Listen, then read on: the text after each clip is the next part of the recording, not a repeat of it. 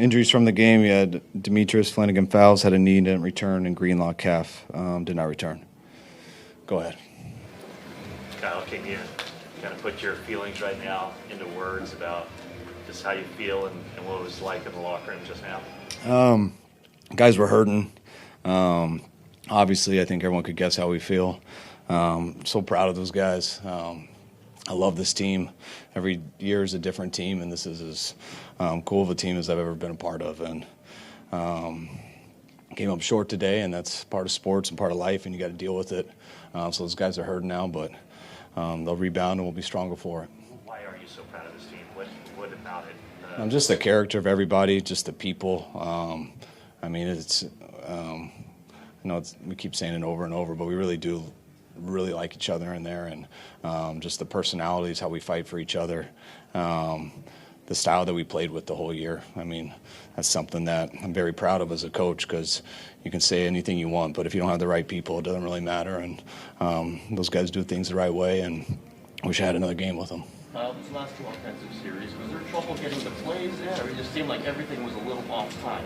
Was there an issue that was happening there? Yeah, the one we just didn't get the snap off. It wasn't. I don't think Alex could hear. There was something. He ended up making a signal, and when he made a signal, he didn't know how low a time was on the clock. Another one, we had a messed up. We didn't have a messed up substitution. We subbed right, but the guy ended up going out to the wrong side, and so we had guys on the wrong side, and yeah, that's why it ended up happening. Kyle, on the fourth down you had there in midfield, you tried to draw him off and didn't get it. How close were you to going for that? What was the thought process? We were never thinking about going for that. We were just, that was, they thought the game was exactly the game we wanted up to that 2nd and 1. The 2nd and 1, thinking about that for a long time, and then the 3rd and 2, that next play. And we were just trying to draw them off. We knew we were going to punt. We were going to go for it there at midfield on 4th and 2. And then the play right after that, just the chance to get the pick.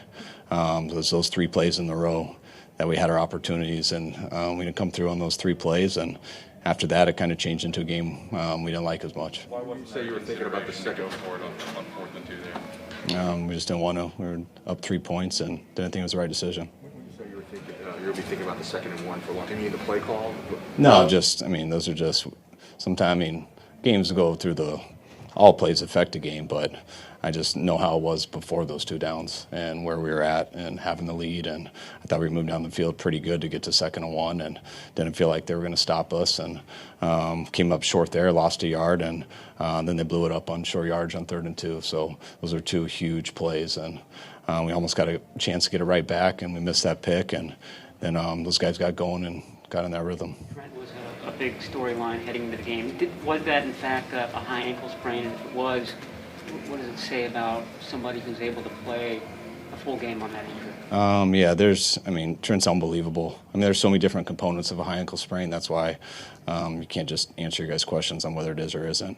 It was the kind that gave him a chance to play. And it was tough for him, but he worked his ass off all week around the clock rehabbing. I saw him hurting out there a little bit, but from what I saw, he played his ass off today, and he was one of the main reasons we're at this point. Kyle, in the 4th? On the last interception, do you mind maybe throwing it? You just kind of had to get rid of the ball there, or would you want him to do something else? I don't think he could have done anything else. On the 1st down, he went to the right spot. We got a ball tipped, I think, by 91. On the 2nd down, they manned everyone up, and he tried to throw it away to the flat. Unfortunately, we lost 3 yards on it.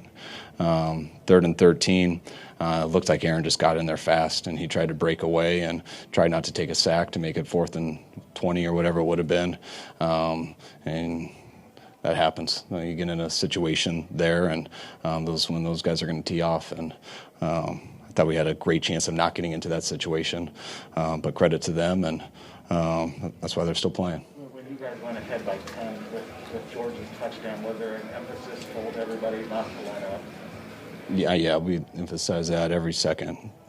Guys didn't let up. They made a hell of a play on short yardage and got an opportunity to get it back, and they didn't give many opportunities after that.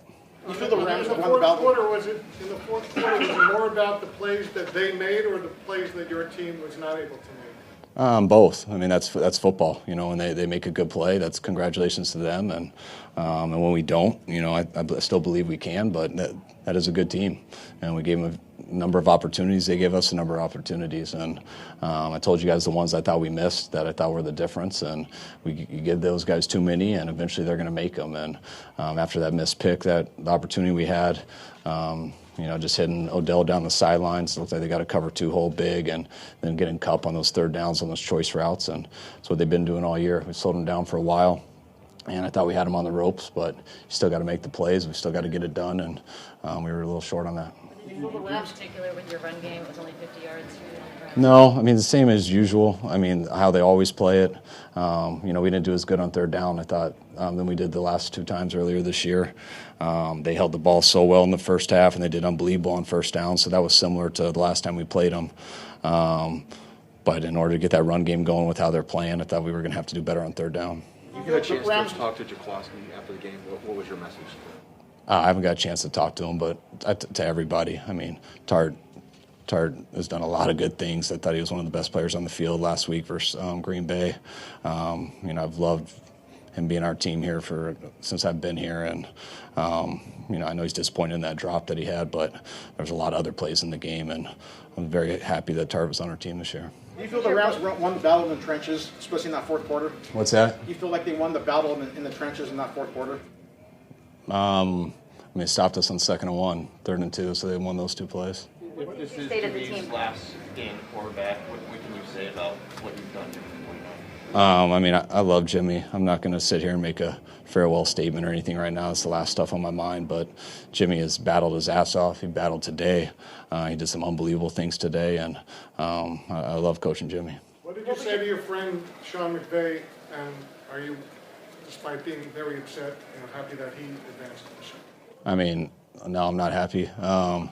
But yeah, I mean, I respect the hell out of those guys. I mean, Raheem's is a good friend. Sean's a good friend. Raheem's a very good friend, and I'm definitely not happy that they beat us. But those guys always pull for when it has nothing to do with the Niners. What was your message to the team at the end? Just same stuff I said to you guys. I mean, there's not much to say. I was extremely proud of the guys, and I mean, no one wants to hear anything right now. I mean, we know what the situation is, and we're hurting. You put yourself out there, and you expect to come through. I think everyone in that locker room expected to win that game all the way to the end, and you got to grieve that a little bit.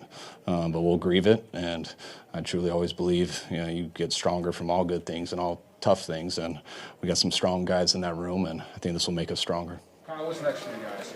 How long do you focus on this game and just where you turn the face to that? I mean, I'll start thinking about that on the plane, setting up our exit meetings, stuff like that. Seeing when the combine's going to be, planning an off-season schedule. I haven't literally done zero of that stuff, and didn't plan on thinking about it till a couple weeks from now. So when I'm done with this, I'll probably start thinking about it. Often no sudden end to a season is ever feeling good, but having gone through some other ones, does this feel a little different because of you were 3-5, because you were counted out many times, because of all the other things that went on differently this season? Not totally. I mean, the NFL seasons they're always emotional. They're always tough. And it's a grind for everybody. I'm a lot more proud of us this year. I was proud of us last year, though, too. I mean, I wasn't proud of our record, but I was proud of a lot of things that we went through and I thought persevered through. And, and you get evaluated all and try to find a way to come back and be better. All right, thanks, Brad. All right, guys.